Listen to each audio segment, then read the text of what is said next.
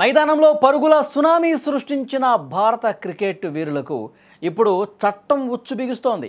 దేశవ్యాప్తంగా కలకలం రేపిన online betting యాప్ల ప్రమోషన్ల కేసులో ప్రముఖ మాజీ క్రికెటర్స్ సురేష్ రైనా, శిఖర్ ధవన్లకు ఎన్ఫోర్స్మెంట్ డైరెక్టరేట్ ఊహించని షాక్ ఇచ్చింది. మనీ లాండరింగ్ ఆరోపణల నేపథ్యంలో వాళ్ళిద్దరి ఆస్తులను ఈడీ అటాచ్ చేసింది. దేశవ్యాప్తంగా ప్రకంపనలు సృష్టిస్తున్న ఆన్లైన్ బెట్టింగ్ యాప్ల ప్రమోషన్ కేసులో ఎన్ఫోర్స్మెంట్ డైరెక్టరేట్ ఈడీ తన దర్యాప్తును వేగవంతం చేసింది. ఈ కేసులో మాజీ క్రికెటర్స్ సురేష్ రైనా, శిఖర్ ధవన్లకు భారీ షాక్ తగిలిందని చెప్పాలి. వాళ్ళిద్దరికీ చెందినటువంటి 11 కోట్ల రూపాయల విలువైన ఆస్తులను ఈడీ అటాచ్ చేసినట్టుగా సమాచారం వస్తోంది.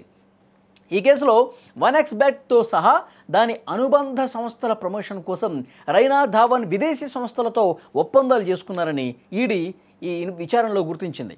అన్ని విషయాలు తెలిసే వీరు ఈ ప్రమోషన్స్లో పాల్గొన్నారని ఈడీ చెప్తోంది. ఈ నేపథ్యంలోనే మనీ లాండరింగ్ నిరోధక చట్టం కింద తాత్కాలిక ఉత్తర్వులు జారీ చేసింది. ఇందులో భాగంగానే శిఖర్ ధవన్కు చెందిన 4.5 కోట్ల స్థిరాస్తిని, సురేష్ రైనాకు చెందిన 6.5 కోట్లకు పైగా మ్యూచువల్ ఫండ్లను సీజ్ చేసేందుకు తాత్కాలిక ఉత్తర్వులు జారీ చేసినట్టుగా తెలుస్తోంది. మరి ఈ వ్యవహారం మీద గతంలోనే ఈడీ పలు ప్రముఖులను ప్రశ్నించింది కూడా.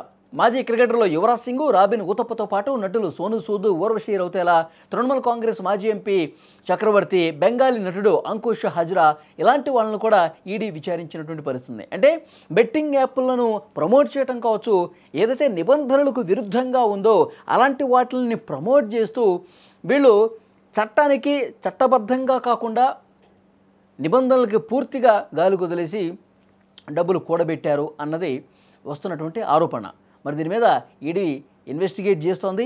మనీ లాండరింగ్ కోణంలో అంటే పెద్ద ఎత్తున వీళ్ళు బ్లాక్ మనీని వైట్గా వివిధ పద్ధతుల్లో మార్చారు అన్నది కూడా ఒక ప్రధానమైనటువంటి అభియోగం. మరి ఇన్వెస్టిగేషన్లో అన్ని వివరాలు కూడా అతి త్వరలోనే బయటకు వస్తాయని చెప్తున్నారు. ప్రధానంగా సురేష్ రైనా అలాగే శిఖర్ ధవన్ వీళ్ళకి సంబంధించి 11 కోట్ల రూపాయల విలువైన ఆస్తులను ఈడీ అటాచ్ చేసింది. మరి విచారణ తర్వాత విచారణలో తెలిసినటువంటి వాస్తవాల ఆధారంగా ఈడీ ముందుకెళ్లే అవకాశం ఉంది. సో ఈ నేపథ్యంలో చాలామంది ప్రముఖులు, సినిమా సెలబ్రిటీలు కావచ్చు, ఇట్లా క్రికెటర్స్ కావచ్చు, ఇంకా వేరే రంగాలకు సంబంధించినటువంటి వ్యక్తులు కూడా ఇలాంటి యాప్స్ను ప్రమోట్ చేసిన వాళ్ళు ఉన్నారు.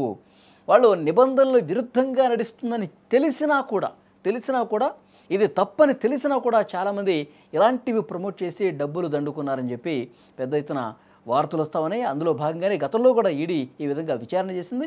ఇప్పుడు తాజాగా ఈ క్రికెటర్స్ ఇద్దరికీ కూడా నోటీసులు ఇవ్వడంతో మరొకసారి వార్తల్లో నిలిచినటువంటి పరిస్థితుంది. మరి ఈడీ ఇన్వెస్టిగేషన్ ఎంత వేగంగా జరుగుతుంది, ఈ వాస్తవాలు ఏమున్నాయి, నిజంగానే వీళ్ళు తప్పని తెలిసినా కానీ వాళ్ళు బ్లాక్ని వైట్గా మార్చుకుని ఈ యాప్ని ప్రమోట్ చేశారా, ఇవన్నీ కూడా అతి త్వరలోనే బయటకు వస్తాయి.